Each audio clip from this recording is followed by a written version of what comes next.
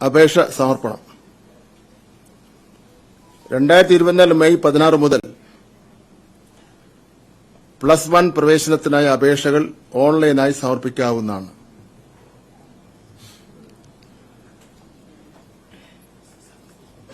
അപേക്ഷകർക്ക് സ്വന്തമായോ അല്ലെങ്കിൽ 10ാം തരം പഠിച്ചിരുന്ന ഹൈസ്കൂളിലെ കമ്പ്യൂട്ടർ ലാബ് സൌകര്യവും അധ്യാപകരുടെ സഹായവും അതുപോലെ തന്നെ ആ പ്രദേശത്തെ ഗവൺമെന്റ് എയ്ഡഡ് ഹയർ സെക്കൻഡറി സ്കൂളുകളിലെ കമ്പ്യൂട്ടർ ലാബ് സൌകര്യവും അധ്യാപകരുടെ സഹായവും പ്രയോജനപ്പെടുത്തി +1 പ്രവേശനത്തിനുള്ള അപേക്ഷകൾ ഓൺലൈനായി സമർപ്പിക്കാവുന്നതാണ്.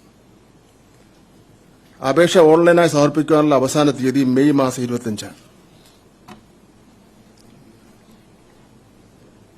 ഏകജാലക admission schedule trial allotment May 29. ആദ്യ അലോട്ട്മെന്റ് തീയതി ജൂൺ 5. രണ്ടാം അലോട്ട്മെന്റ് തീയതി ജൂൺ 12. മൂന്നാം അലോട്ട്മെന്റ് തീയതി ജൂൺ 19.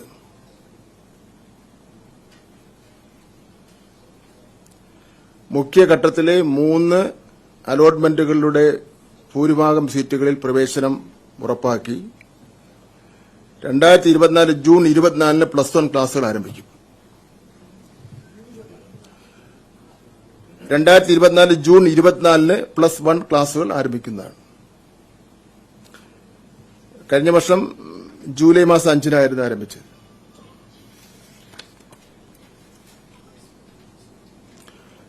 മുഖ്യഘട്ടം കഴിഞ്ഞാൽ പുതിയ അപേക്ഷകൾ ക്ഷണിച്ച് സപ്ലിമെന്ററി അലോട്ട്മെന്റുകളിലൂടെ ശേഷിക്കുന്ന ഒഴിവുകൾ നികത്തി 2024 ജൂലൈ 31-ന് പ്രവേശന നടപടികൾ അവസാനിപ്പിക്കുന്നതായിരിക്കും.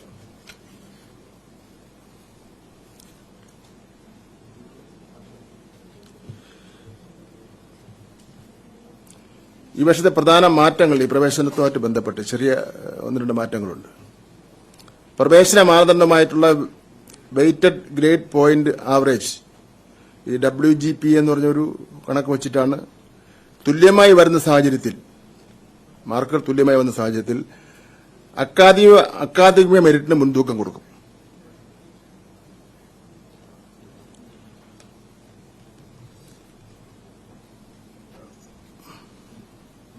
പട്ടികവർഗ വികസന വകുപ്പിന് കീഴിൽ പ്രവർത്തിക്കുന്ന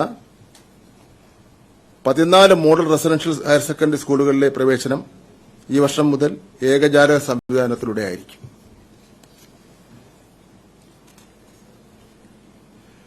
പ്രസ്തുത സ്കൂളുകളിലേക്ക് ഒറ്റ അപേക്ഷ ഓൺലൈനായി സ്വീകരിച്ച് നിർദ്ദിഷ്ട പ്രവേശന ഷെഡ്യൂൾ പ്രകാരം അലോട്ട്മെന്റ് പ്രക്രിയയിലൂടെ പ്രവേശനം സാധ്യമാക്കുന്നതാണ്.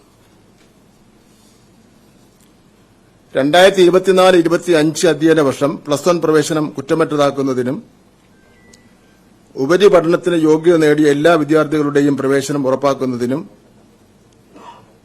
അലോട്ട്മെന്റ് പ്രക്രിയയുടെ ആരംഭത്തിൽ തന്നെ സർക്കാരിന് അധിക സാമ്പത്തിക ബാധ്യത ഉണ്ടാകാത്ത വിധത്തിൽ മാർജിനൽ സീറ്റ് വർധനവും കഴിഞ്ഞ കൊല്ലത്തെ 178 താൽക്കാലിക ബാച്ചുകളും നേരത്തെ തന്നെ പറഞ്ഞല്ലോ, അത് ഗവൺമെന്റ് ക്യാബിനറ്റ് നേരത്തെ തന്നെ തീരുമാനിച്ചിട്ടുള്ളതാണ്.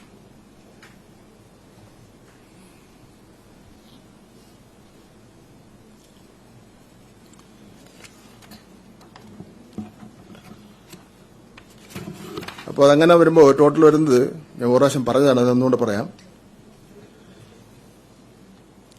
മാർജിനൽ സീറ്റ് വർധനവിലൂടെ ലഭ്യമാകുന്ന ആകെ സീറ്റുകൾ 61,759.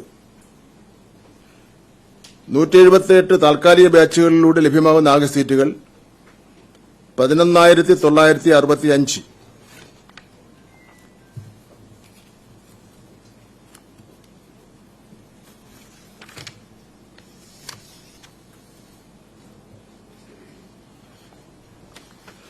മാർജിനൽ സീറ്റ് വർധനവിലൂടെയും താൽക്കാലിക ബാച്ചുകളിലൂടെയും ലഭ്യമാകുന്ന ആകെ സീറ്റുകൾ 73,724.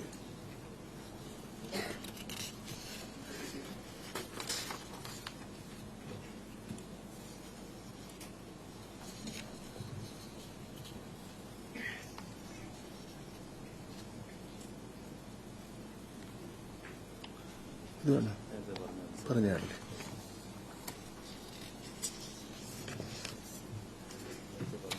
പറഞ്ഞ